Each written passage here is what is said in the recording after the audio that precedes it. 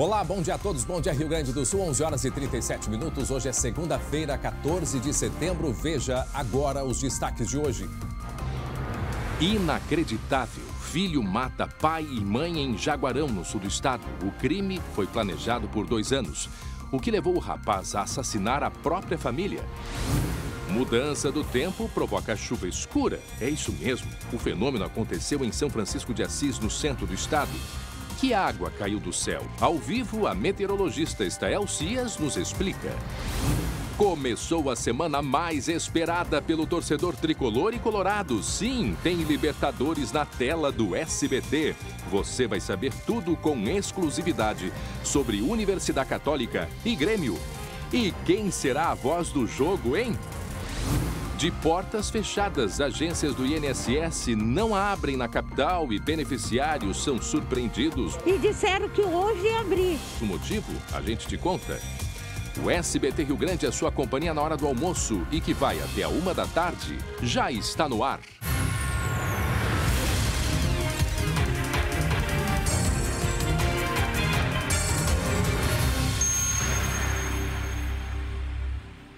Uma semana de muita expectativa para nós do SBT e para todos os nossos telespectadores e torcedores. Quem será o nosso narrador? E aí, já tem palpite? Daqui a pouco nós vamos atualizar tudo sobre a Libertadores aqui no SBT. E claro, te mostrar os jogos da rodada do final de semana. Tem um colega nosso aqui do Sul que já está indo para o Chile. Vai participar da transmissão, mas daqui a pouco a gente conta tudo para vocês. E ainda, um crime sem respostas. Um jovem de 20 anos, ele comete uma barbárie em Jaguarão, no sul do estado, lá na fronteira. Ele matou o pai e a mãe. Fica aí porque logo depois do intervalo, logo em seguida, a gente vai trazer muitas informações, inclusive as informações sobre as perícias, que já estavam marcadas a partir de hoje em diversas agências do INSS, mas o pessoal chegou de manhã para fazer a perícia e o que aconteceu? As agências fechadas. Daqui a pouco a gente vai explicar por quê. É um rápido intervalo e a gente volta depois até 1 da tarde. Fique aí, é rapidinho.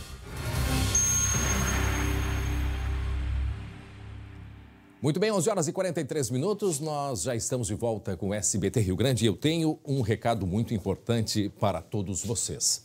A nossa parceira, a Salute, uma rede de cuidados com a saúde, preparou uma grande promoção para você. Olha só que oportunidade. Até o final deste ano, você tem um dependente sem custo. Se você fizer um contrato agora para 2 pessoas, ao invés de pagar R$ 104, só vai pagar R$ 59 por mês. Quer mais? Se for para 3 pessoas, ao invés de R$ 147, só vai pagar R$ 104 por mês. E a partir de 4 pessoas tem desconto especial de R$ 49. Venha para a Salute. Não é plano de saúde. Salute é solução. Aqui você só paga pelo que usa. Tem à sua disposição mais de 20 especialidades médicas e mais de 1.000 opções de exames. Liga 3014 1111. Ligue agora 3014 1111 e seja mais um associado. Consulte as unidades e tenha a Salute de domingo a domingo. Salute, sua saúde sempre em boas mãos. Rodada do fim de semana, Libertadores da América, transmissão aqui no SBT. Tá na hora da gente falar de esporte.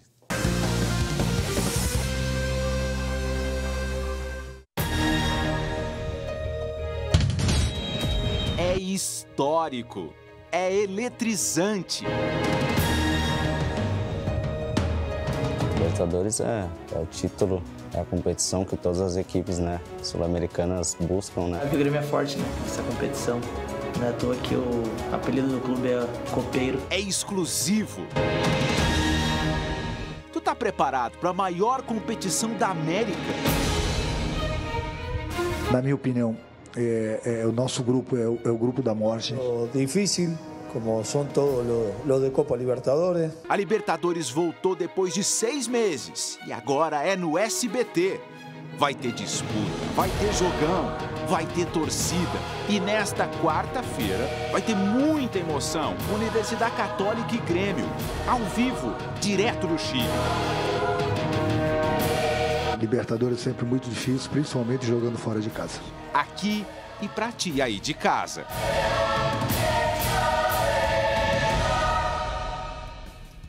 Só essas vinhetas já dá o coração já dispara.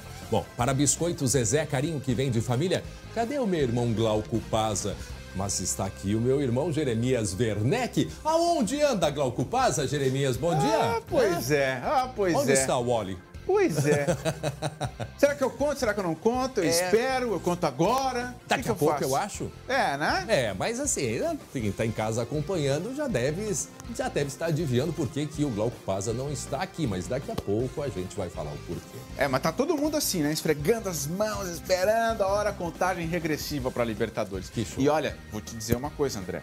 É bom a gente falar da Libertadores o quanto antes, porque essa rodada do final de semana no Campeonato Brasileiro para Grêmio Internacional...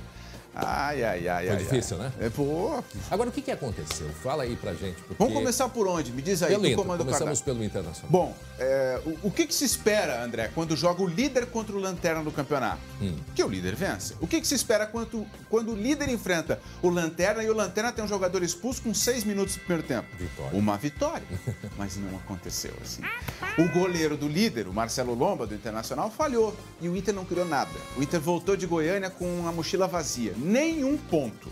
E assim, é bastante preocupante, André, porque a gente já viu o Inter dar uma oscilada, só que perder pro lanterna com um jogador a mais, nem o Eduardo Cudê na entrevista dele, nem os dirigentes, ninguém conseguiu encontrar uma razão, uma explicação para isso. É totalmente descolado da realidade. O Inter em Goiânia foi qualquer outra coisa, menos o Inter. Então é bastante preocupante, até por conta da Libertadores. Por quê? Porque a Libertadores começa quarta-feira, retoma a quarta-feira para o Inter, né? Então o Inter tem um jogo em casa contra o América de Cali da Colômbia, 7h15 no Beira-Rio. E assim, perder pro Lanterna. Gente, vamos lá, perdeu pro Lanterna, o pior time do campeonato. E o Inter com um jogador a mais, desde o primeiro tempo. O Inter teve 2, 3 chances em todo o jogo. É muito pouco.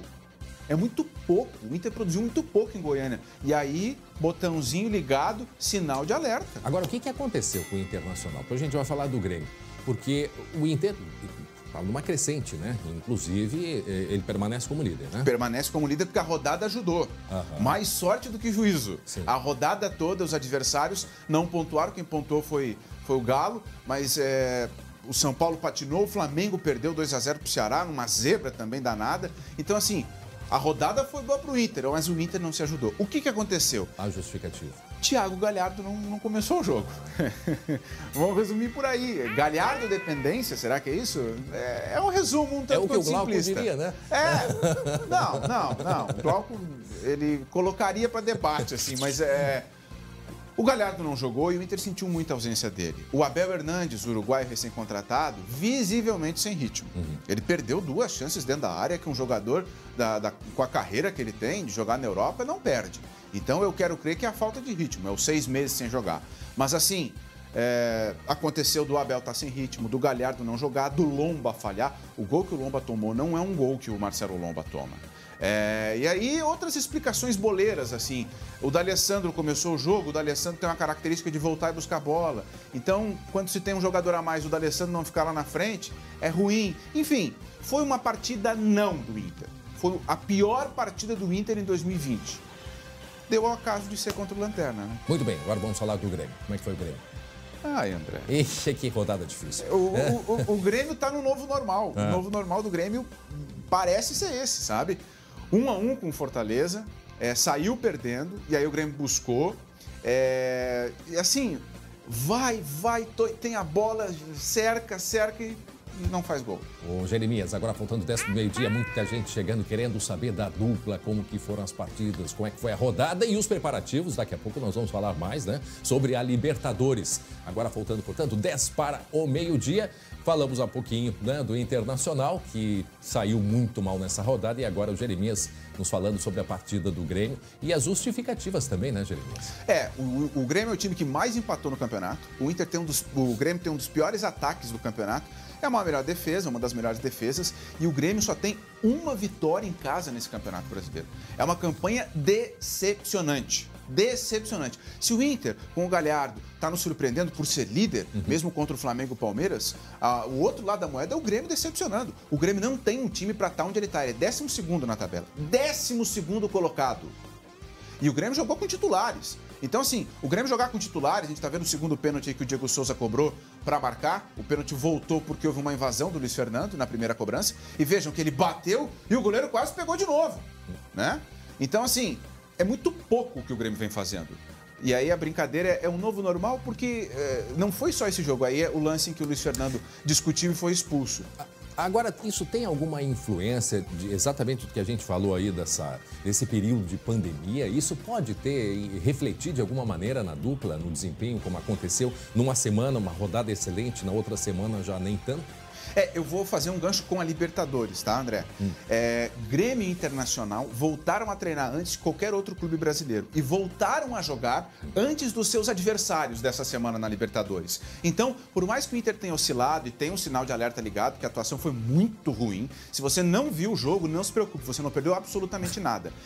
E o Grêmio também, o Grêmio vem numa série de jogos ruins, mas ainda assim, Grêmio e Internacional estão em vantagem na comparação com a Universidade Católica e com a América de Cali, né? Muito bem, faltam 2 dias para a grande transmissão, para a grande partida, né? Nós estamos em festa, os nossos telespectadores amigos também. Nós temos na quarta-feira a transmissão de Universidade Católica e Grêmio. E quem é que vai estar junto lá? Agora é tu que vai contar, gente. Não, deixa eu contar. Glauco Paza vai estar direto do Chile, trazendo as informações do Grêmio nessa retomada da Libertadores.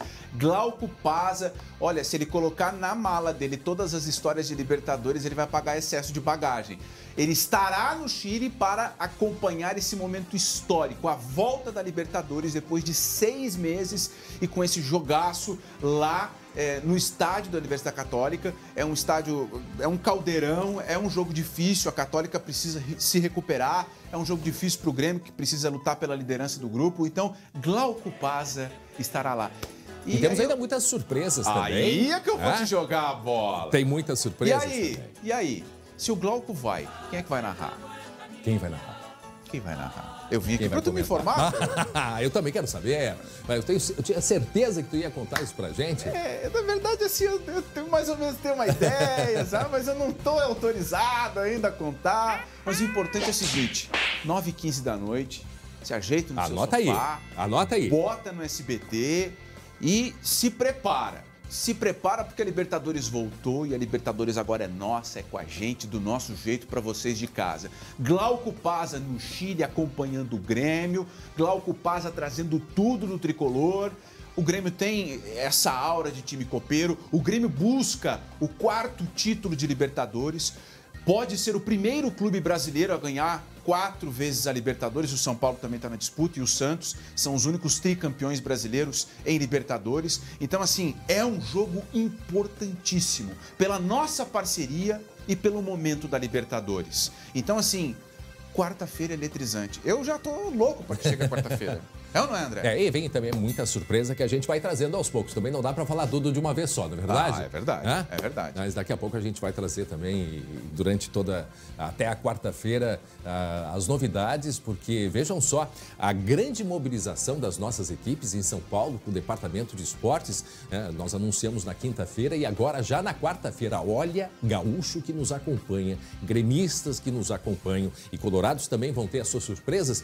A transmissão quarta-feira ao vivo aqui no SBT. Tu já pensou que é um presente melhor que esse, hein? Depois de todo um período que a gente vem enfrentando, de uma retomada gradual das coisas, do esporte ter sido de fato um exemplo para todo mundo nessa retomada aí, né, Glauco? Jeremias, quer uma... Tá indo. O Glauco já tá já. Será que o Glauco já tá aqui no estúdio, não? Hein? Porque ele ia dar uma passadinha por aqui, o Glauco. Isso eu não tô sabendo. Eu tenho informações privilegiadas, queria dar uma passada aqui antes de ir para o aeroporto. Mas, enfim, nós temos aí muitas surpresas, foi uma grande mobilização e até quarta-feira a gente vai trazendo os detalhes. Grande abraço, Jeremias Werneck. André, um abraço, contagem regressiva, já esfregando as mãos, esperando pela Libertadores. E o seu Glauco com passaportes em mão, né? Na verdade, um abraço, Jeremias. Valeu. Muito bem, agora 11h56, que presentão a Libertadores, portanto, faltam 2 dias aqui no SBT. Olha só, um crime inacreditável que aconteceu no sul do estado. Pai e mãe assassinados. Sabe por quem? Pelo próprio filho.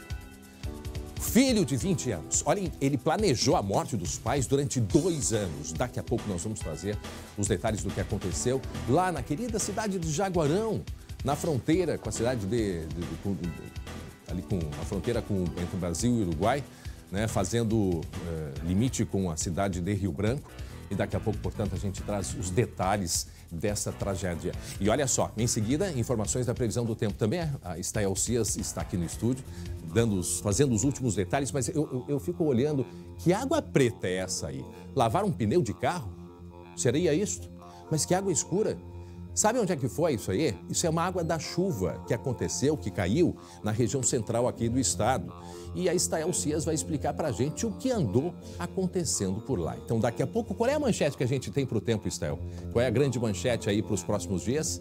Atenção. Frio e finalmente frio. Sol. Ai, frio e sol. Então, são as manchetes que daqui a pouco a gente vai trazer em detalhes para você.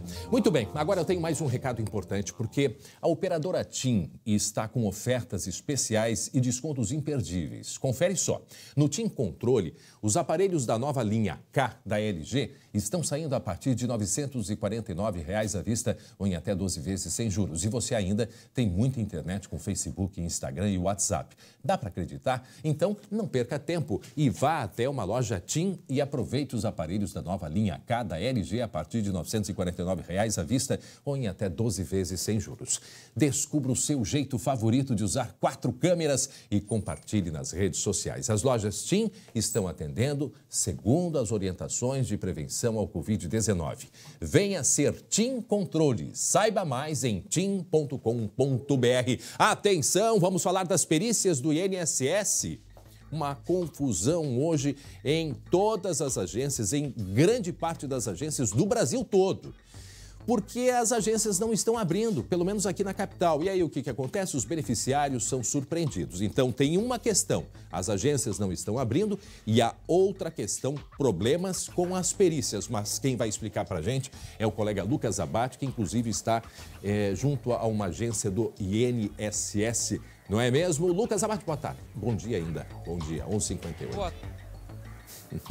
Bom dia, André. Bom dia a todos. A gente está em frente à agência do INSS de Canoas. Por aqui a agência está aberta, mas a reclamação de algumas pessoas que saíram daqui é de que as perícias médicas agendadas não estão sendo realizadas. Então, essa é uma situação que tem se repetido em várias agências do Rio Grande, não só do Rio Grande do Sul, mas como todo o Brasil. Muita gente que recebeu o anúncio de que as agências reabririam novamente a partir desta segunda-feira. Inclusive, fizeram o agendamento do horário que era exigido pelo telefone 135 ou pelo aplicativo Meu INSS, mas quando chegaram nas agências pela manhã, deram com as caras nas portas. Muita gente se surpreendeu, enfrentou o frio e a chuva logo cedo, chegou ainda por volta das 5 horas da manhã, esperou o atendimento e quando chegou no horário não havia perícia médica para ser realizada. Então, essa situação, esse transtorno que foi causado com essa confusão que teve, né? Um anúncio na semana passada de que as agências iriam abrir e hoje, de fato, essas agências não abriram. Nossa equipe do SBT conversou, André, com 2 pessoas que foram surpreendidas com esse fechamento. Não sei se a gente tem condições de ouvir nesse momento. Não avisaram nada. Eles me deram, eu dei contato, pediram meu contato de e-mail e o meu número de telefone, dei os 2 números e qualquer coisa eles entrariam em contato para avisar. E disseram que hoje ia abrir, por isso que eu tenho um médico agora, né? Eu vim até aqui para resolver. Já é o segundo empréstimo que sai do meu nome daqui de dentro. Ai. Bom, para quem está chegando agora é meio-dia em ponto, eu converso com o Lucas Abate. E agora eu chamo a colega Lu Coleman. Durante toda essa semana a Lu vai estar com a gente, né? Como dissemos há pouco, o colega Glauco Paz está se preparando para ir para o Chile para acompanhar na transmissão da Libertadores da América aqui pelo SBT. E durante a semana a Lu vai estar aqui com a gente. Lu, bem-vinda, um beijo grande para ti. E a Lu acompanhando também todas essas informações e essa problemática do INSS. Eu acompanhei hoje uma entrevista com o presidente do INSS e também com a superintendente do INSS no Rio Grande do Sul. O que eles alegam, né? E isso ficou muito evidente, o próprio presidente do INSS pediu desculpas. Os peritos não quiseram, se negaram a voltar ao trabalho hoje por causa de uma série de faltas, de problemas nos protocolos de atendimento nos consultórios das agências do INSS. E aí começou toda a problemática, não é mesmo, Lu? Pois é, André. Bom dia para você, para o pessoal que está nos assistindo, para o Lucas. Olha, eu definiria essa situação como um desrespeito a todos os cidadãos que foram até a fila, até as agências, ainda na madrugada. Precisando de dinheiro. Estão precisando de dinheiro, né, André? A gente sabe que existe essa questão da segurança, da higiene dentro das agências, mas aí eles fizeram as vistorias agora. Agora eles descobriram que não estava, ou seja, na forma correta, né? A forma mais apropriada para fazer, para realizar os atendimentos. Há uma série de protocolos, realmente, como redução de público, EPIs, a aferição da temperatura antes de entrar nas agências. Já havia esses protocolos, foram feitas essas vistorias, identificadas uma série de inconsistências, como a própria Associação dos Servidores, dos Médicos Peritos, divulgou. Tanto é, André, que em São Paulo, Minas, a própria Justiça né, proibiu a retomada dos atendimentos. Pois é. Mas aí agora, deixando todo mundo lá na chuva, no frio, aguardando... E outra, Lu, quem recebe, quem está com o seguro, né, vai ter que renovar a perícia, não pode pedir o auxílio emergencial, porque já recebe um auxílio, não é verdade, Lucas? Há uma série de pessoas que estão exatamente nessa situação, André. Ali no início do ano, inclusive, assim que as agências foram fechadas, houve a possibilidade, né, da antecipação por um valor de R$ 1.045. Mas, mesmo assim, as pessoas precisam fazer de forma online, ou seja, encaminhar os seus pedidos, né? E aí, assim que forem retomados os atendimentos, poderão daqui a pouco receber a diferença se for um valor maior. Mas muita gente tem até dificuldade em acessar a internet. Sem dúvida. E, Lucas, tem alguma expectativa? Eu sei que hoje à tarde vão fazer uma perícia nas agências de Novo Hamburgo, né? Agora, não é uma coisa que é de um dia para o outro. Amanhã, o presidente dos médicos peritos lá da associação já disse, olha, terça-feira nem pensem que a gente não vai ter isso ainda à disposição. Quando as pessoas vão poder, de fato, ter acesso ou, pelo menos, serem informadas, que é o que não aconteceu com a maioria. Se é que alguém foi informado a respeito disso, desse cancelamento, Lucas. Até sobre isso, André, o INSS afirma que enviou SMS para as pessoas que tinham horário marcado, mas que muita gente não recebeu porque estava com o cadastro desatualizado. Essa é a alegação do INSS. Agora, a orientação para as pessoas, quem tem horário marcado para amanhã, para ao longo da semana, orientação, ligar novamente para o telefone 135, acessar o site do INSS para ver se de fato o horário está marcado ou buscar alguma orientação. Mas a previsão é que ao longo dessa semana não se tenha ainda uma normalização do atendimento do INSS. Mas que não se repita o que aconteceu na sexta-feira, com pessoas ligando para o INSS, tô ligando para saber se de fato, gente, eu posso ir na segunda-feira, porque está marcado para as 9h30 aí, tá? Vai abrir? Vai abrir. Posso ir? Pode ir. O pessoal inacreditável, né, André? Não tinha absolutamente nada. As pessoas contando com esse dinheiro, né? Verdade. Muito bem, daqui a pouco a gente volta a conversar. Obrigado, Lucas Abate, pelas informações. Muito bem, 12h e 4 minutos. Atenção para esta história aqui, que eu vou contar para vocês. Uma tragédia que aconteceu na fronteira aqui do Brasil com o Uruguai. Durante 2 anos, um jovem planejou a morte dos pais. Isso na cidade de Jaguarão, como eu disse, na fronteira com o Uruguai. Nesta sexta-feira, ele colocou o plano em prática e foi preso pela polícia. Na tela a gente conta. A tranquilidade da cidade de menos de 30 mil habitantes foi quebrada na madrugada de sexta-feira, 11 de setembro. Paulo Adão Moraes, de 50 anos, e a esposa Manuela Moraes, de 40 anos, dormiam nesta casa, na rua 24 de Maio, zona central da cidade. O local foi invadido e o casal foi atingido por tiros na cabeça. A caminhonete do casal foi levada pelo assassino. Adão e Manuela chegaram a ser socorridos, ainda com vida, e levados para a Santa Casa de Jaguarão, mas morreram quando recebiam um atendimento. Os vizinhos eram gente boa, não incomodavam ninguém, passavam ali na deles, a gente nem havia eles quase, porque passavam trabalhando. Paulo trabalhava como montador de móveis em uma loja no centro da cidade. Manuela havia se formado na Unipampa e agora fazia pós-graduação. A universidade chegou a divulgar uma nota em que lamenta a perda. Este ex-colega conta que ela era divertida e gostava muito de estudar.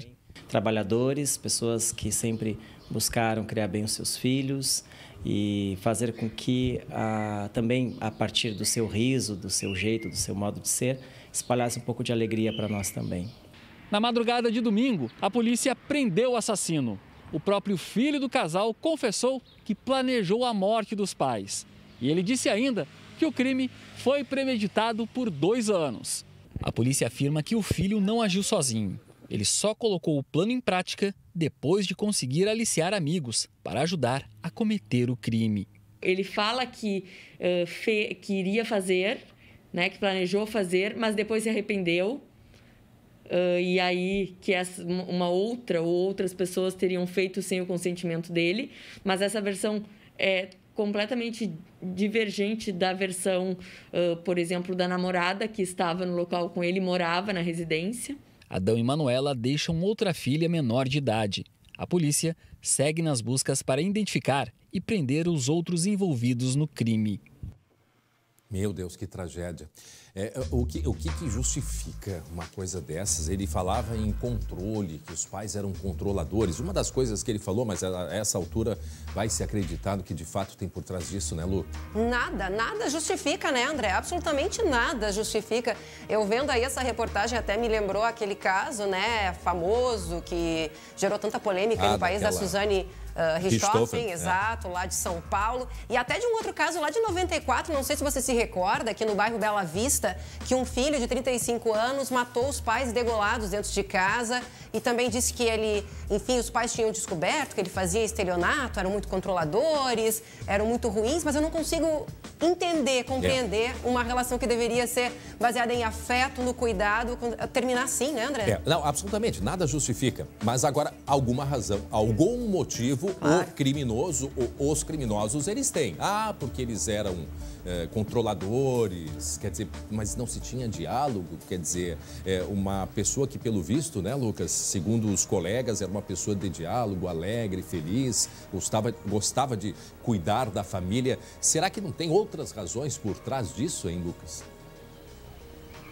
Pois é, André, porque quando se fala desses crimes envolvendo o filho que mata pai, ou até mesmo esses crimes que acontecem dentro da própria família, muitas vezes se tem uma motivação financeira.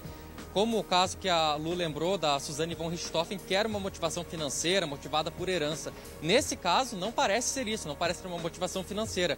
E agora aí a polícia tem que tentar descobrir, de fato, a motivação desse crime. Ele falou essa questão de serem controladores, claro, tudo isso ainda vai ser apurado, mas esse jovem, de fato, por 2 anos planejou cometer o crime, ele deve ter um motivo já a longo prazo, ou até, de certa forma, daqui a pouco algum descontrole, alguma situação que ele já não tinha mais o controle dessa situação e acabou planejando a morte dos próprios pais. Outro detalhe bastante interessante, André, dessa história, é que ele não teve, pelas circunstâncias, não teve a coragem de matar os pais. Ele planejou, mas contratou outra pessoa. Então isso também é algo que vai ser analisado pela polícia para ver por que ele não teve essa coragem de executar. E claro, certamente vai ser levado depois para o tribunal para verificar a pena desse filho que matou os pais. Para quem está chegando agora, 12:09, nós estamos acompanhando desse caso que chocou a todos, né? Aqui no Rio Grande do Sul, deste rapaz que matou os pais, na verdade, mandou matar. A polícia está investigando outras pessoas que possam ter envolvimento. O que ele alegou para a polícia é que os pais seriam controladores, mas ele é um rapaz que trabalhava, né, Lu? Pois ele trabalhava. Ela era trabalhadora, acima de qualquer suspeita, né, André? Exatamente. Então agora a polícia começa a investigação que, pelo visto, vai atrás das outras pessoas que estão envolvidas. A gente não tem ideia de quantas são ainda, né? Pois é. Agora, André, o Lucas ali bem disse, né, sobre a motivação financeira de muitos casos semelhantes a esse, quando um filho vai lá e mata o pai, mata a mãe, como a gente já viu em vários casos aí da história, como da Suzane von Richthofen, mas também há muitos casos envolvendo drogas, seja, eu já cobri várias notícias, vários casos, vários crimes em que os filhos matam os pais em razão de algum relacionamento com a droga. E o que é importante a gente deixar claro assim, ó, nós estamos fazendo aqui suposições, né? Claro. Tentar buscar, assim, o que poderia ter motivado este filho a ter mandado matar os pais. E aí a gente pensa ali na fronteira, pode ter alguma relação com drogas? Pode ter uma relação com drogas, isso é a polícia que vai apontar. Uma outra informação que chega de pessoas lá da região, muitos não sabiam que ela tinha um filho, sabiam que ela tinha uma filha. Né? Então, não se sabe de fato até que ponto que isso tem alguma influência ou não no relacionamento ali familiar. Mas muitas das pessoas que conheciam ela não sabiam que ela tinha esse filho. Apenas a filha que é menor de idade, pelo que a gente mostrou aí né, na reportagem. Mas certamente havia muito ódio, né, por parte desse filho, porque ele planejou durante 2 anos. 2 anos remoendo essa situação, planejando como ele iria tirar a vida dos próprios pais. Olha que ódio, né, que ele carregava. Agora a polícia ela vai descobrir, por isso segue a investigação. Daqui a pouco a gente volta, Lucas. E agora, Lu, acompanha comigo aqui, porque tem novidades no caso Rafael, né, Lu? Os primeiros depoimentos já tem, inclusive, data marcada, Lu. Pois é, e agora logo mais, viu, André? Os depoimentos, então, das testemunhas vão acontecer em 4 datas. Dia 1º, 9, 15 e 16 de outubro. Agora, menos de um mês, então já começam. Quem mora lá em Planalto vai ser ouvido, então, no Fórum de Planalto. E quem não reside em Planalto vai ser ouvido por videoconferência, ou seja, pela internet. É o caso da própria mãe do menino Rafael Vinks, a Alexandra Dogokensky, que é ré pelo assassinato, né, do próprio filho. Ela vai ser interrogada no dia 22 de outubro por videoconferência. E essas datas, André, foram marcadas, né, e divulgadas na última sexta-feira pela juíza Mariellen Parisotto Campanha. No total, serão 17 testemunhas. Na mesma decisão, inclusive, a magistrada negou o pedido de soltura que a defesa havia entrado para tentar soltar, liberar a mãe, a Alexandra, que está presa na penitenciária municipal de Iguaíba, aqui na região de Porto Alegre, lá desde maio, né? Ainda a Alexandra Dogokensky responde, lembrando, por homicídio qualificado. São várias qualificadoras. Motivo fútil, meio cruel, recurso que impossibilita a defesa e a própria asfixia, que também é considerado aí, nesse caso, um agravante. Nós conversamos, né, Lu, há pouquinho tempo aqui com o advogado o advogado da acusada, né? Jean Severo, Rafael, né? O doutor Jean Severo, que tinha saído do caso e voltou ao caso. E pelo que ele deixou claro pra gente, vai fazer uma investigação paralela, porque ela teria apresentado mais recentemente pela 4ª ou 5ª versão já do fato, dizendo que não foi ela a assassina. E ela indica quem foram as pessoas e por isso o doutor Jean disse que vai ir atrás dessa investigação.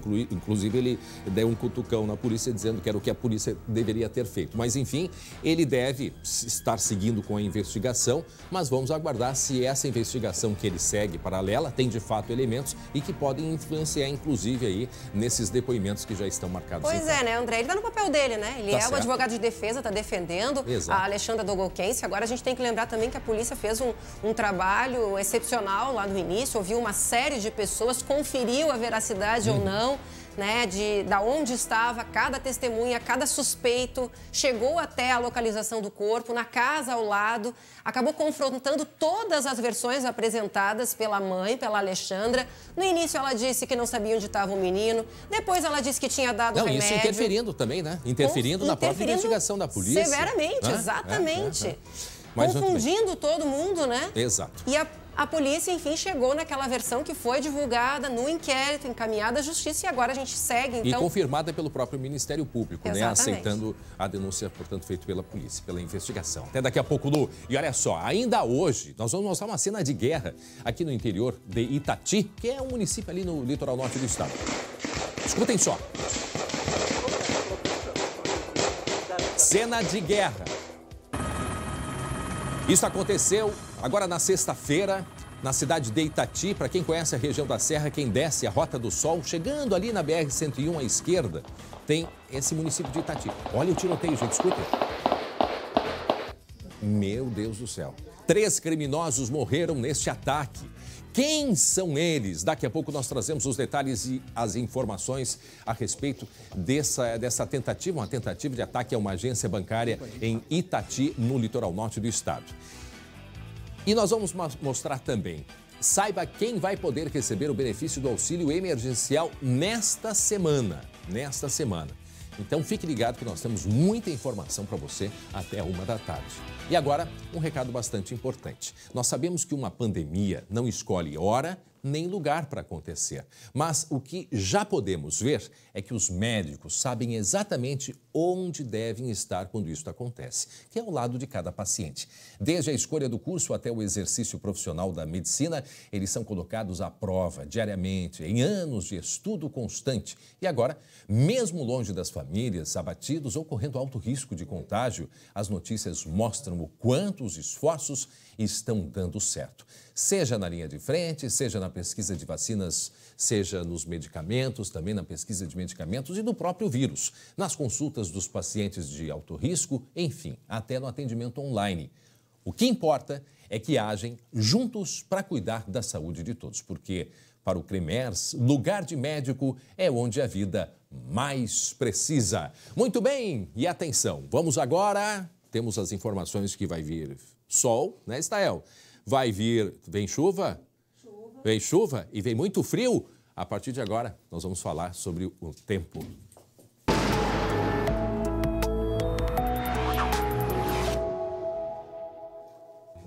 Muito bem, chegando em Estael, sim, a sua Estael, tudo bem? Estava até agora ali no telefone fazendo as pesquisas, conferindo. Atualizando tudo, né, Estael? Pois é, nós temos aí uma situação de instabilidade que está se afastando do Rio Grande do Sul.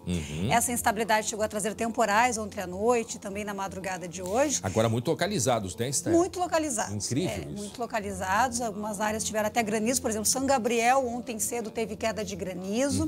E depois a chuva foi avançando da tarde para a noite, afetando áreas mais ao norte. E a partir de agora, o que se espera é a primeira massa de ar frio desta semana, que vai trazer nas próximas horas a queda na temperatura. Quem saiu de casa e não pegou agasalho pode sentir frio. Aqui é até interessante essa imagem, esse vídeo mostrando o avanço das nuvens, realmente elas se afastando aqui da região metropolitana. Essa imagem é de Porto Alegre de hoje cedo, porque mostra justamente, vejam só que legal esse movimento. Forte, as nuvens mais densas chegando aqui associadas à chuva, mas já se afastando e o tempo melhorando. E nas próximas horas o destaque é o frio, é a queda na temperatura, porque tem uma massa de ar polar, que é ar seco, ar frio, chegando ao estado e vai trazer aí a queda na temperatura. Antes da gente falar e mostrar os mapas aí, vamos falar um pouquinho de uma chuva que caiu, que chamou muita atenção das pessoas. Eu lembro que na semana passada a gente alertava pela quantidade de fumaça, né, que estava vindo, inclusive dos Estados Unidos, né, lá do oeste dos Estados Unidos. E a gente até fez uma comparação, mostrou Caxias do Sul e mostrou lá a Califórnia, né? Claro, a concentração de fumaça lá na Califórnia, até porque é uma mega seca de 5 anos. Nossa. Então os efeitos são muito maiores. Gente, mas isso aí foi aqui, Estael. Pois é, que água escura, gente. Água escura. O interessante, né? Na quinta e na sexta-feira nós tínhamos vento norte, nós tínhamos abafamento no norte do estado. E esse vento norte transportou toda essa fumaça que tem das queimadas no Pantanal, na Amazônia e outros países também mais no setor norte da América do Sul. Essa fumaça foi transportada, chegou ao Rio Grande do Sul, estava na atmosfera, então a gente tinha muita fuligem na atmosfera e depois choveu. Então a chuva ela tem esse papel de limpar a atmosfera, seja de poluição de indústrias, ou seja mesmo de fumaça, que também é um tipo de poluição. Então a atmosfera hoje está mais limpa, a gente vai observar quando o sol aparecer que o céu vai estar azul, porque a chuva limpou a atmosfera e, claro, traz tudo isso para a superfície e aí essa água ficou suja. Essa imagem aí, Estael, ela foi da sexta-feira, eu acho que foi, né? Que a gente já vinha chamando a atenção. Sim, ali o sol já bem alaranjado, percebam exatamente. O sol alaranjado e ao redor do sol uma densa camada diferente, de né? fumaça. Não era nuvem, porque a gente olhava a imagem de satélite, não tinha nuvens, era só mesmo fumaça. Isso aqui tudo era como se fosse um tapete de fumaça, uma barreira de fumaça, e a gente via claramente esse efeito mais alaranjado no sol. Então, estava toda essa fumaça na atmosfera, choveu, limpou a atmosfera, e aí a gente conseguia ver esse efeito na água. Para quem está chegando agora, estamos falando da previsão do tempo, né? Certamente, e mais do que isso, estamos mostrando uma chuva que caiu no final de semana, foi no final de semana na região central do estado, uma chuva escura. Mostra aí mais uma vez a imagem dos baldes que o pessoal colocou. Essa é a chamada chuva ácida, Estel? A chuva ácida tem mais a ver quando tem a poluição atmosférica de indústrias, né? Então a gente tem outro tipo de material particulado na atmosfera e isso em reação à chuva pode causar uma chuva ácida. O que a gente tem aí mais é fumaça das queimadas mesmo, então a gente tem mais um efeito de limpar a atmosfera. Agora sim nós temos a imagem de satélite de hoje, a gente vê aqui a fumaça, vejam só, ela está ao norte da chuva, onde choveu realmente limpou a atmosfera, a gente vê que o céu, a imagem bem mais nítida em comparação a áreas que ainda não tiveram chuva. Então, justamente, a chuva teve esse papel de limpar a atmosfera por onde passou. Ô, Estel, só para localizar a gente ali onde é que está o Rio Grande do Sul, porque é um bloqueio atmosférico. A gente está acostumado, né? O meteorologista está acostumado a ver. Então, Uruguai, aqui, Rio Grande do Sul aqui, o Uruguai, Porto Alegre, nós estamos aqui ainda dentro dessa faixa de nuvens associada à frente fria.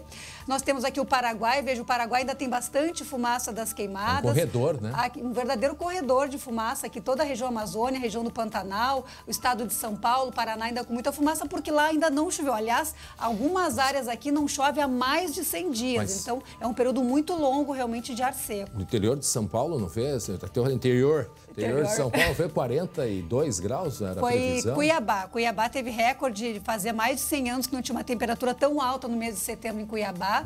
No fim de semana chegou a 40 graus a temperatura no Rio de Janeiro, 34 graus em São Paulo também, foi a maior temperatura do ano até agora na cidade de São Paulo, porque tem essa grande massa de ar seco, esse bloqueio atmosférico realmente impedindo a chuva e favorecendo muitos dias seguidos de sol. Lá no centro-oeste mesmo, a umidade relativa do ar tem chegado a 7% à tarde. Quanto está? 7%, é umidade de deserto mesmo. E com temperatura alta, por isso que tem tantas queimadas por lá. Aqui nós temos um esquema, um gráfico para mostrar o que vai acontecer nessa semana no Rio Grande do Sul. Dia 15, amanhã, hoje já começa a avançar esse ar gelado, essa massa de ar polar, a primeira massa de ar frio desta semana. Entre quarta e quinta-feira volta a chover, nós devemos ter aí um quadro de aquecimento, esse ar quente com a instabilidade associada a uma frente fria vai trazer aí até mesmo alguns temporais.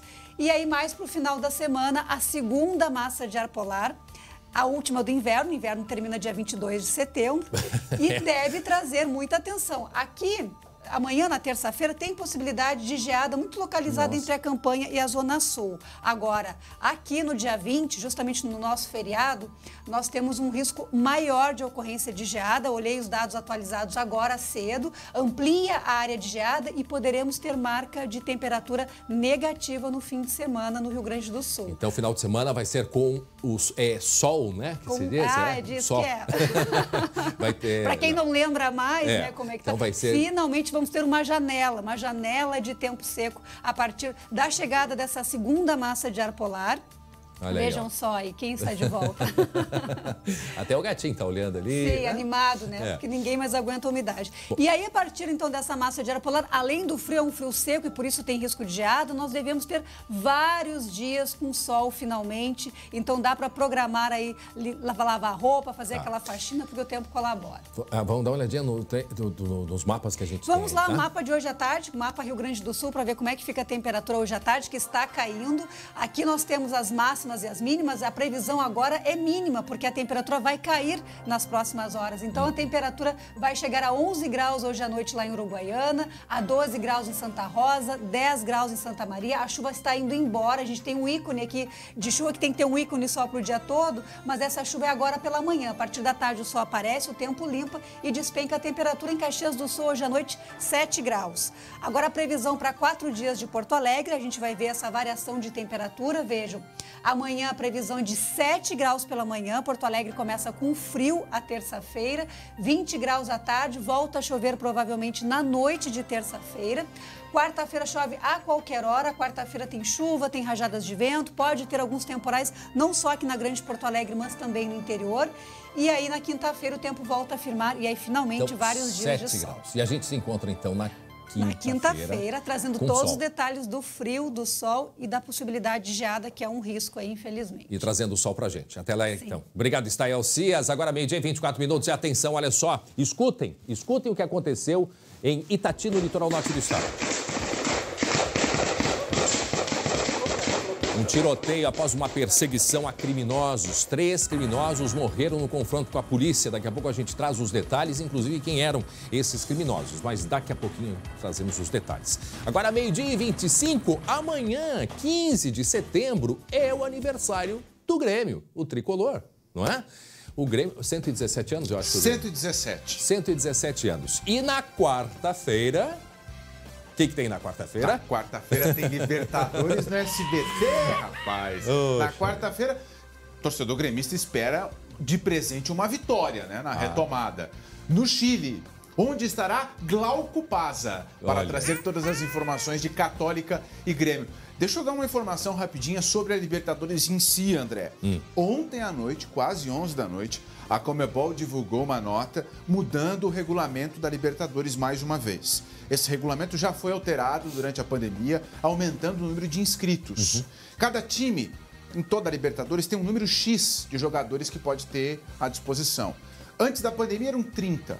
Durante a pandemia, a Conmebol mudou para 40 jogadores, em virtude dos casos. Mas como os argentinos, como todos os clubes da primeira divisão da Argentina, estão com casos confirmados em seus elencos, e não são poucos, o Boca Juniors teve mais de 10 e o River começou a ter também. Ontem, a Conmebol deu um canetaço e mudou. Agora são 50 jogadores inscritos em cada clube. E a lista dos jogadores pode ser atualizada entre um jogo e outro. Ou seja, é a Conmebol encontrando uma maneira de fazer que a Libertadores aconteça. Porque a situação na Argentina, ela está bastante preocupante. Falamos há alguns dias atrás sobre a situação da Argentina, né? Sim. Dos protocolos com os times. E continua o Brasil sendo um exemplo, principalmente o Rio Grande do Sul, né, Jeremias? Claro. O Grêmio teve pouquíssimos casos, o Inter até teve mais casos, mas eu não estou aqui para granalizar, estou aqui para apontar que, na comparação com os clubes argentinos, os protocolos aqui, eles funcionam, né? Também é uma fase diferente da pandemia, né, nos países. Aqui a gente teve um crescimento meses anteriores, na Argentina agora a gente está vendo um crescimento em toda a população e o futebol está inserido nisso. Mas no que diz respeito à Libertadores, essa mudança de regulamento, Grêmio e Inter, inclusive, estão atualizando as próprias listas. Eu falei agora de manhã, o Grêmio já divulgou os 40 e já disse, gente, calma que nós vamos ter que botar mais 10 aí, entendeu? Então, existem mudanças importantes nesse regulamento, né? Então, se daqui a pouco tiver um caso, não vai ficar desfalcado, pode colocar mais jogadores. E é um período de exceção, né, Jeremias? Provavelmente a gente vai ter, inclusive, outras mudanças que podem acontecer em cima da hora, porque tem toda uma questão de logística. Os próprios voos ainda têm diversas limitações, né? Agora de manhã surgiu aí nas redes sociais de que haveria uma limitação para o América de Cali, que é adversário do Inter, nessa quarta-feira, para que ele pousasse em Porto Alegre. Eu estava falando com os colegas colombianos, inclusive do América de Cali, e eles não têm essa informação. Inclusive, a América de Cali começa o deslocamento rumo a Porto Alegre nas próximas horas e o planejamento de viagem deles é desembarcar em Porto Alegre para enfrentar o Internacional. Que também o Inter joga na quarta-feira. Tá? Isso, contra o América de Cali. Contra o América de Cali. A América de Cali que tinha um treinador brasileiro, o Alexandre Guimarães, que foi treinador de Copa do Mundo, né, com a Costa Rica e tal. Não é mais o treinador do América de Cali, é um time diferente, mas eu reitero o que eu falei antes, André.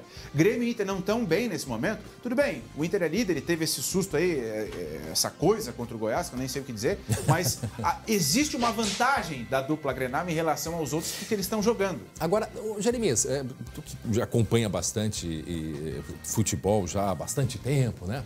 Já tem uma experiência, mas sempre se fala, né, que a dupla Grenal, principalmente, tem uma história na Libertadores, tá? O fato de ter ido no final de semana, numa rodada, né, não muito bem. Agora, falando bem tecnicamente, assim, deixando, né, a paixão pelo futebol de lado, mas tem aquele espírito da competição que tem uma influência muito grande. Quer dizer, uma influência emocional e não há dúvida disso, né? Não. É um ambiente diferente. É um ambiente diferente por essas viagens internacionais ou se não viaja, como é o caso do Inter agora, nessa rodada, se fica aqui, ele recebe um time estrangeiro, é uma outra língua, é uma atmosfera diferente, né? Além de toda a aura de ser a maior competição do continente. Então tem isso. Evidente que o time entra em campo, vai se concentrar pensando, puxa vida, o que a gente fez lá em Goiânia, sabe? Ou o Grêmio fica pensando, como é que a gente tomou aquele gol lá Mas no meio também da rua? serve como um... Claro, mas é um ambiente diferente. Eu estou procurando, assim, termos para te dizer. O jogador, ele sabe que jogar uma Libertadores, uma partida de Libertadores é diferente. Se ele for bem naquele jogo, se o time for bem naquele jogo, as coisas mudam, né? E o futebol é uma atividade que lida muito com a confiança, né? Não que as outras não lidem, a gente mesmo aqui lida com isso. Mas no futebol tem que ter muita confiança porque ele tem que estar confiante no que ele vai fazer. Para ter segurança e ter um bom desempenho. Isso. E agora, não estamos nem falando de desprezar ou menosprezar alguma outra competição, não é isso. É pela importância, sim, que tem, né, uma Libertadores e que nós do SBT vamos transmitir com exclusividade. Como dissemos, na semana passada o SBT assinou então o contrato com a Conmebol. Eu quero fazer uma pergunta só. E a gente tem muitas surpresas para trazer. Uma pergunta só eu tenho para o André Raro. Diga. Quem é que vai narrar o jogo do Grêmio, André Raro? Quem vai narrar o jogo do Grêmio é...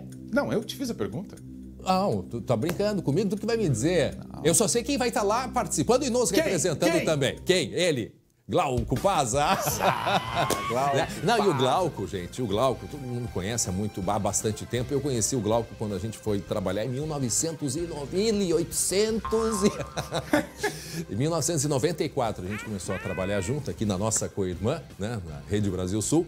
E o Glauco já foi, desde esta época, aí se especializando. Ele tem um conhecimento muito grande. É quase um Simão Bolívar. Nós falamos semana passada, tu chamasse atenção para isso. É quase um Simão Bolívar. O Simão Bolívar, libertador de vários países da América do Sul. O Glauco também já andou por vários países. Ele contou história no Peru, ele tem história no Uruguai, ele tem história na Argentina. E nesta quarta-feira, nas próximas horas, né? Daqui a pouco ele vai embora cá e vai para Santiago, no Chile, para Católica e Grêmio. E ele contou na semana passada a história de que foi um dia de uma transmissão que não se tinha internet, que entregaram 2 fiozinhos para eles aqui.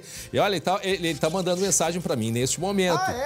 Manda mensagem, Glauco. Linguarudo, não sou tão velho. Tá bem. Só tá judiado, né, Glauco? Tá certo, não é tão velho. O Glauco, ele era pra estar aqui na TV, ele tinha me dito isso. O Glauco vai dar uma passadinha para dar um oi de longe pra gente, pegar os últimos detalhes e depois vai para o aeroporto. Vamos ver se ele me responde aqui, só sei que ele me chamou. Ele mandou 12h31, agora é 12h32. Linguarudo, não sou tão velho, tá? Então tá bom. Mas pode até não ser, mas que é experiente, vai nos representar e é um orgulho para todos nós. Com certeza, então, com certeza. Na quarta-feira, portanto, transmissão ao vivo, gente, da Libertadores, com a partida entre... Universidade Católica e Grêmio. 9h15 da noite... Fique ligado, sente no sofá, se prepare, muita emoção. E amanhã trazemos outras novidades a respeito, né, dessa grande partida. Obrigado, Jeremias Werneck. Tchau. 12h32, atenção agora, deixa eu contar aqui para vocês o que aconteceu na sexta-feira. Uma cena de guerra aconteceu no interior da cidade de Itati. Itati fica no litoral norte, ali pertinho de Torres, né? Só para localizar, para quem não conhece ali muito bem. 3 criminosos morreram depois de atacarem um banco. E olha, criminosos com longa ficha criminal que participaram, inclusive, de outros casos de grande repercussão aqui no estado. Na tela, a gente conta.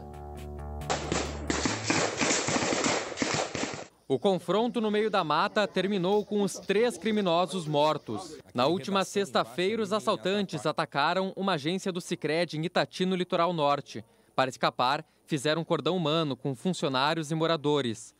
O BOP localizou o carro usado pelos criminosos e cercou o matagal onde se refugiaram, deixando os bandidos sem possibilidade de fuga. Esclarecer se há outras pessoas vinculadas ao roubo que ocorreu em Itati, no sentido de prover apoio logístico, tanto para os criminosos terem agido lá no roubo e também numa eventual fuga que certamente iria ocorrer após a ação criminosa. Um dos mortos é Alex Júnior Abreu Tubiana. Ele era o alvo de criminosos que, em 2018, mataram um jovem por engano dentro do Hospital Centenário, em São Leopoldo.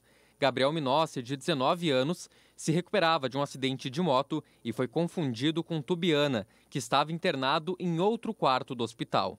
O outro envolvido é Dejair Jorge Santos dos Reis. Apontado como líder do grupo, ele tinha quase 30 anos de prisão a cumprir, mas estava nas ruas desde 2019, quando foi beneficiado com um regime semiaberto. Ele é suspeito de assaltar essa mesma agência bancária de Itati em setembro do ano passado. Estava na condição de foragido, não é? E vinha sendo procurado não só pela Polícia Civil, mas também pela Brigada Militar. Então, realmente, um criminoso intensamente vinculado a fatos graves. Dejair também participou do roubo a uma fábrica de joias de Cotiporã em dezembro de 2012. O caso teve grande repercussão pela violência da ação. Cerca de 15 criminosos usaram dinamites para explodir a fábrica. 9 pessoas foram sequestradas. O cerco durou dias. O terceiro morto no confronto de Itati foi identificado como Rodrigo Sena de Campos, o único que não tinha registro anterior de ataque a banco. Experientes, né? Esses criminosos, inclusive, como dissemos, um deles era o alvo daquele ataque que aconteceu, acho que foi em novembro, né, de 2018, algo assim, né, Lucas? O Lucas tem detalhes sobre isso. Era um jovem de 19 anos que tinha sido operado da perna, estava internado no Hospital Centenário em São Leopoldo e ele comentou com os familiares, aqui perto está internado um criminoso e que ele estava com medo de estar ali. E aí o que aconteceu? Este criminoso era alvo. Um dos que participaram daquele ataque no hospital morreu nesse confronto. E aí mataram um homem errado, morreu esse jovem de 19 anos. Uma tristeza que foi aquilo naquela época. Mas os 3 com ficha longa, né, Lucas? Sim, André, os 3 com ficha longa, 2 com ficha mais longa ainda. Teve um terceiro que até para a polícia não tinha nenhuma relação com roubo a banco até então, até esse confronto, mas os outros 2 já velhos conhecidos. O Alex Tubiana, ele estava internado em 2018 no Hospital Centenário, estava internado porque tentaram matar ele na época, ele reagiu, feriu a outra pessoa e ele foi internado no hospital e ficou em um quarto próximo que estava o Gabriel, que se recuperava de um acidente de moto, já estava alguns dias internado também, se recuperando de um acidente de moto. Em determinado momento houve uma troca entre os 2 de quarto, não se sabe ao certo o que aconteceu, mas um dia os criminosos foram para executar o Alex, entraram no quarto que ele estava anteriormente e acabaram, sem nem ver quem era, já entraram no quarto atirando e mataram esse jovem de 19 anos que não tinha nada a ver com a história.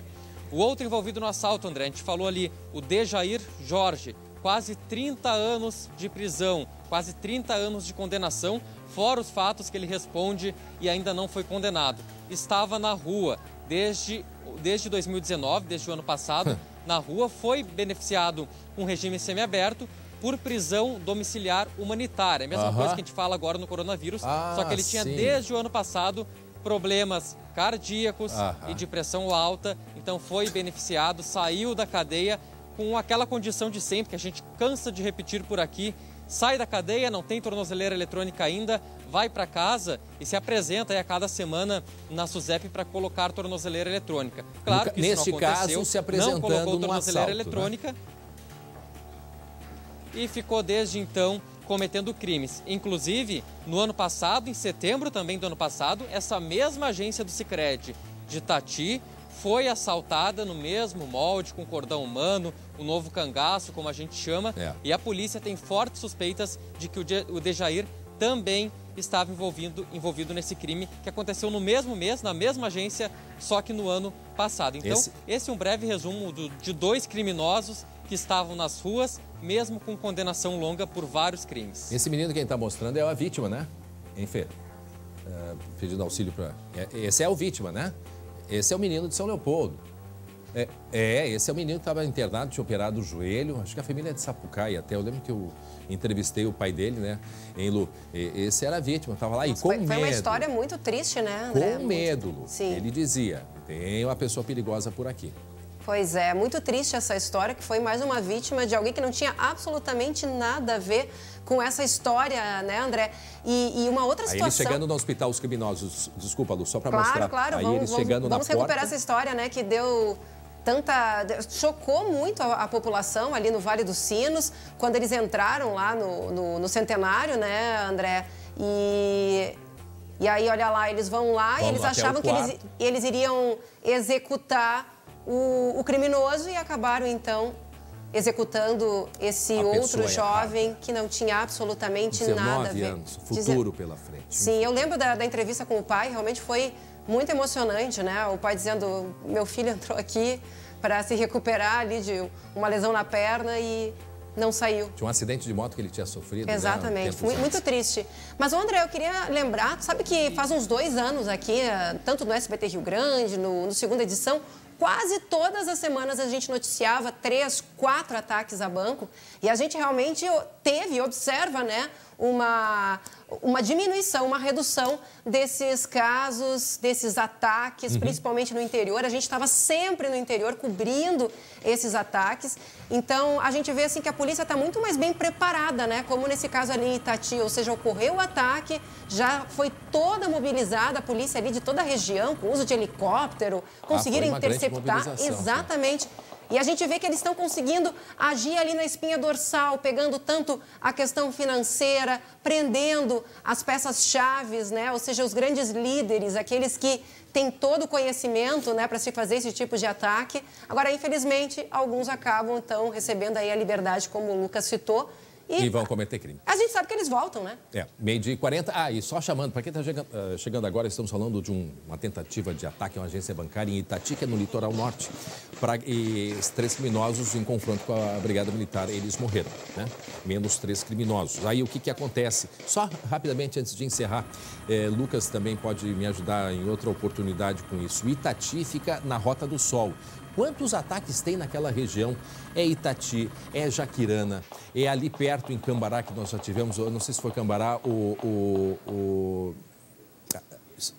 teve São Francisco de Paula. 3 Forquilhas também. 3 Forquilhas, tem ali do lado de Cambará, que é São José dos Ausentes, ali por perto. Bom Jesus.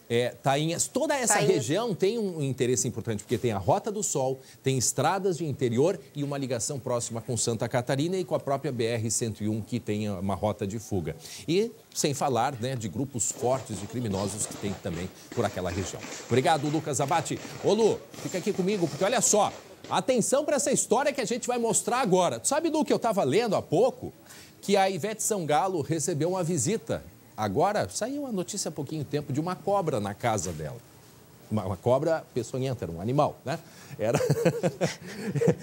Sim, pode ser outra coisa, né? Brincadeiras à parte. As inimigas. Pode também. Mas, enfim, é uma cobra, o marido achou e tal, enfim. Mas agora eu estou lendo uma notícia aqui de um morador de São Cepé, que fica na região central do estado, que levou um susto no sábado. Conta pra gente aonde que a cobrinha, essa cobra verde estava, Lu, que eu praticamente não tô uma identificar. impressão perigosa, André. Eu tô com uma impressão que é o quê? É uma cobra. Pois é. Aonde? Foi lá imprimir um documento, saiu uma cobra. Já pensou? Que troca. Que susto. Que susto, né? Pois é. O que aconteceu? Ele foi imprimir e não estava imprimindo, aquela coisa que até a gente... É de praxe, né? Às vezes dá um problema, a gente abre, olha lá o cartucho. Tranca o papel. Exato, tranca o papel. Aí ele olhou, parecia tudo ok, foi lá de novo, nada. Abriu de novo, botou ali uma lanterninha ali do celular e aí disse que viu uma coisinha brilhando. Uma coisinha olhinho. Um olhinho. E aí, quando ele foi ver bem, era uma cobra. Uma cobra verde. Já pensou que susto, André? Olha só, o seu Glênio Campos, de 56 anos, ele mora na Vila Bloch, que fica a 22 quilômetros do centro de São Cepé. Ou seja, fica no interior, na área rural. Ele é presidente, inclusive, da Associação, né, dos Produtores Rurais. E aí se deparou com essa cobra, a princípio uma cobra verde, que estava se refugiando, né, da área externa lá dentro, ali da sua casa, dentro da impressora, do quentinho da impressora, às vezes ela fica mais aquecida, ela foi ali então se refugiar. E olha, André, até eu estava procurando aqui sobre cobra verde, eu sempre achei que não era uma cobra peçonhenta. Na verdade, ela não consta na lista de cobras peçonhentas. Mas você sabia que a saliva dela é tóxica, então tem que tomar muito cuidado.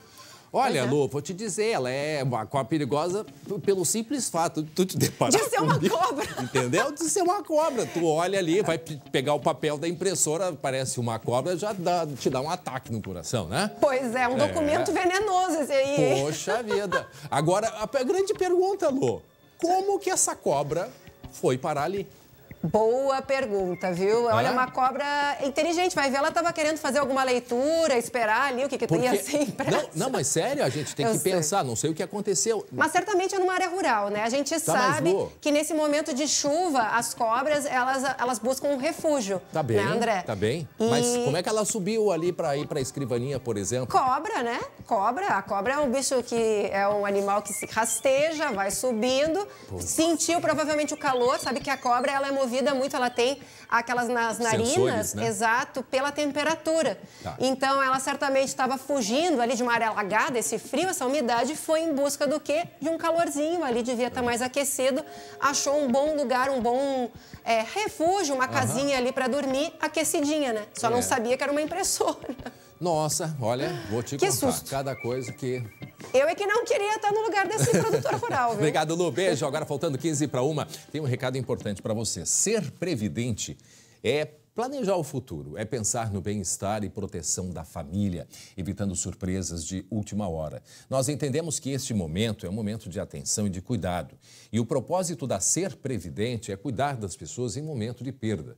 Por isso, estão fazendo parte na luta contra o Covid e a isenção de carência para a aquisição de novos planos Ser Previdente. Você, seguro, com a experiência de mais de 55 anos do Grupo Cortel. Ligue 51 4003 3135. Associe-se e utilize já todos os benefícios em vida. Ser Previdente, um plano para a vida. www.serprevidente.com.br.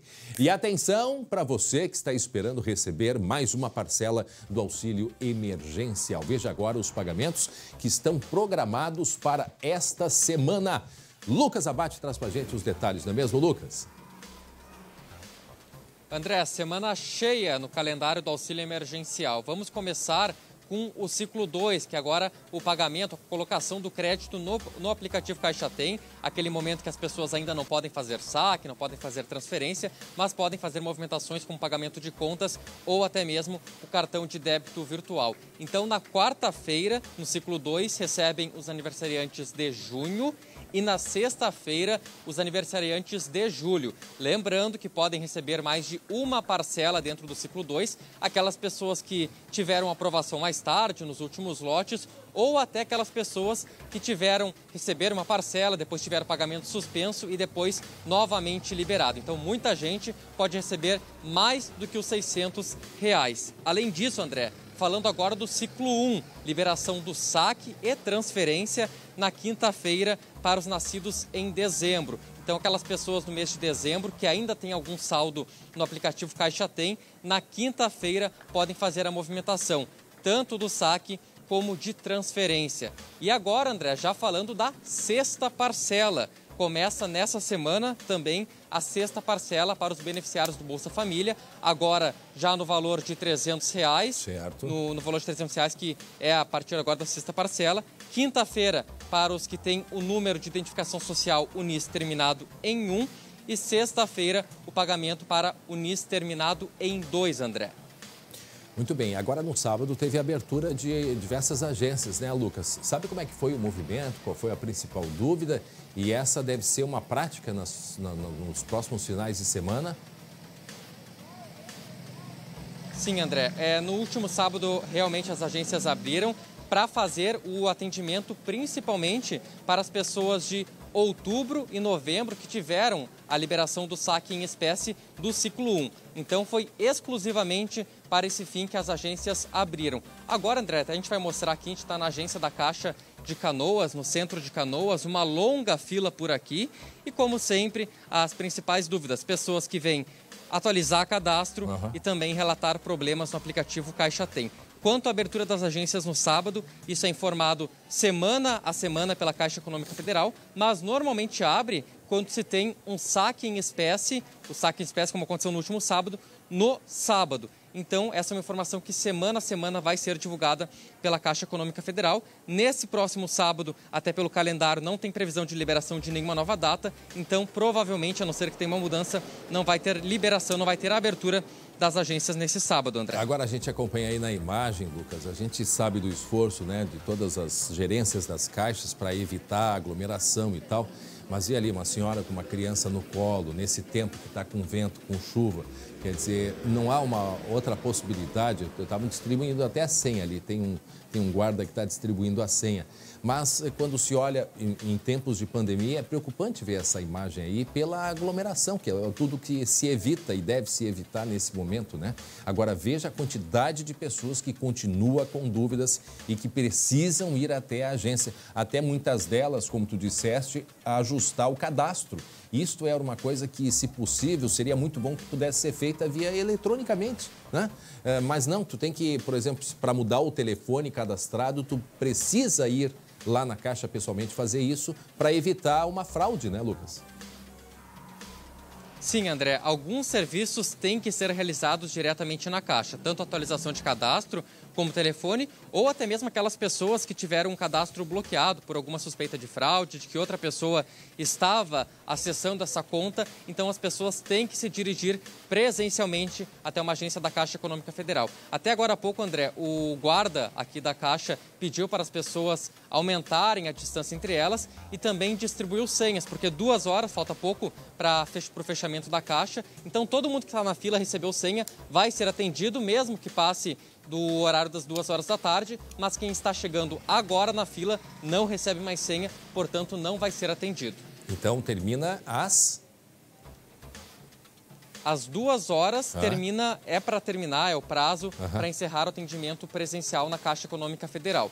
O que acontece muitas vezes, quando chega às 2 horas da tarde, se suspende a fila, todo mundo que está na fila tem a garantia do atendimento com ficha e é atendido independente do horário, independente do tamanho da fila. Agora que aconteceu, faltou 1h10 para o fechamento, então um guarda aqui, um funcionário da agência da Caixa, já está fazendo essa distribuição de senha e quem chegar na fila agora, lá no último lugar, vai ser informado que não tem mais ficha disponível porque o horário de fechamento já está se aproximando. Tá certo. Obrigado, Lucas Abate, com as informações de mais um pagamento do auxílio emergencial. Muito bem, 12h51. Preocupa, né? A gente vê essas crianças aí nesse período de pandemia, inclusive, coitada dessa senhora, mas não tinha outra alternativa de certo, mas com criança no colo, pegando esse frio, nessa época é bastante perigoso.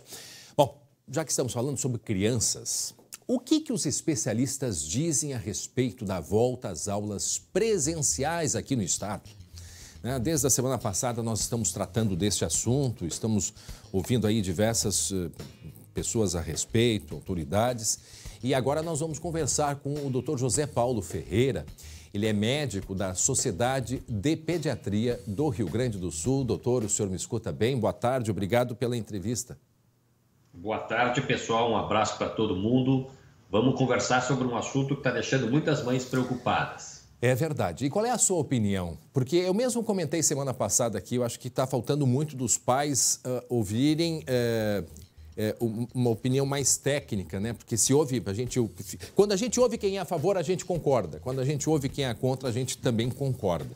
E como se constrói esse caminho, hein, doutor? O senhor acha que é importante a volta às aulas nesse momento ou esperar a pandemia passar um pouco?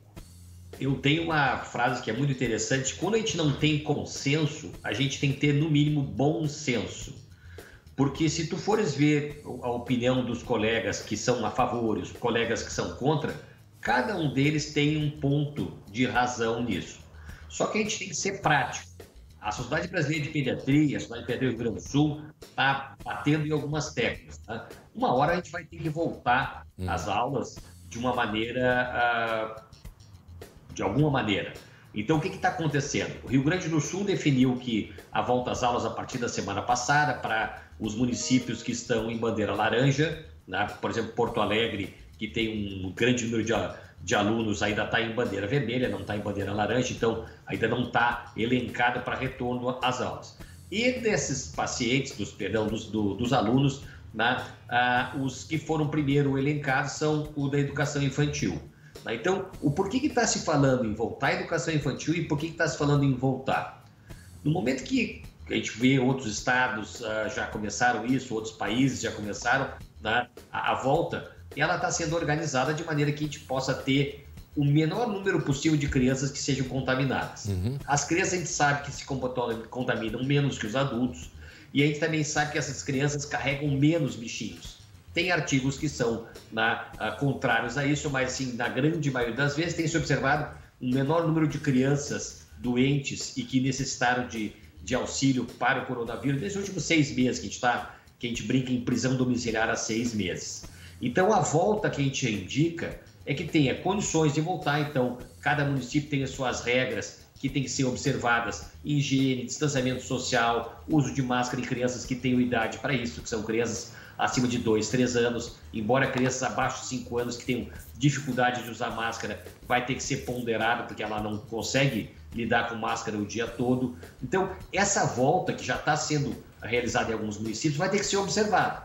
Porto Alegre vai começar um pouco depois, e certamente esses que estão voltando, já estão voltando agora, já estão tendo suas dificuldades, já estão buscando soluções para isso. E então, amanhã, a gente tem a primeira semana, né? A primeira semana do retorno às aulas.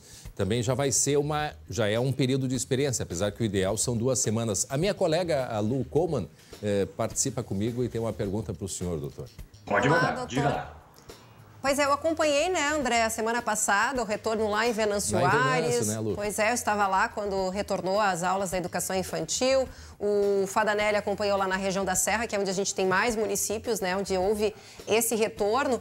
Agora, doutor, um grande questionamento que a gente vê do outro lado, principalmente de educadores, professores, em relação à rede pública, que não tem tantas condições como a rede privada para investir em todos os equipamentos, em toda a questão da segurança, né? A própria rede estadual, ela está marcando ali para metade de outubro essa volta às aulas. Agora, muita gente diz que não há, ou seja, o equipamento, o investimento necessário, que é, né, obrigatório nesse momento para o retorno às aulas. O senhor acha que é possível retornar sem todo esse aparato que garanta a segurança, a higiene, a limpeza das escolas?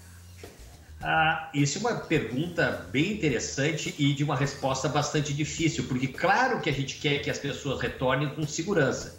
E para haver segurança tem que ter o mínimo necessário de logística, que inclui, como tu dissesse, pessoal, equipamentos de segurança, limpeza, tem insumos. Então, cada município está lidando de maneira diferente. Então, tem municípios que estão mais adiantados, próprios escola infantil municipal, porque tem mais recursos, são municípios menores que têm uma logística mais fácil. Tem municípios maiores, como Porto Alegre, como grandes cidades do interior, que vão ter que penar um pouco para poder oferecer o mínimo necessário para as crianças voltarem. Então, se tu me perguntares, vale a pena voltar sem esses equipamentos necessários, sem o mínimo de segurança necessária? Eu diria que não. Agora, nós temos no estado vários patamares, desde municípios, estaduais, privados, em situações diferentes. Então, não vai ter uma maneira correta para todo mundo e uma mesma regra para todo mundo. É o mínimo necessário, né, doutor? E vai haver desigualdade. Infelizmente, esse é o que nós estamos vendo de mais triste para as crianças, que aquelas crianças que têm mais recursos, que têm colégios privados ou até municípios com mais recursos, que estão mais organizados, vão ser, infelizmente, favorecidos. Isso é triste, porque isso mostra a desigualdade mais uma vez aparecendo numa situação que ninguém buscou, foi uma situação que surgiu e tem que haver solução de todos os lados. A gente conversa aí com o doutor José Paulo Ferreira, que é da Sociedade de Pediatria. Doutor, o senhor falou há pouco que a gente, assim, uma certa discordância, e eu quero confirmar isso, e nós estamos há 6 meses brincando de confinamento, algo parecido que o senhor falou. O senhor discorda do confinamento, ou seja, a gente não deveria ter ficado nesse período todo dentro de casa?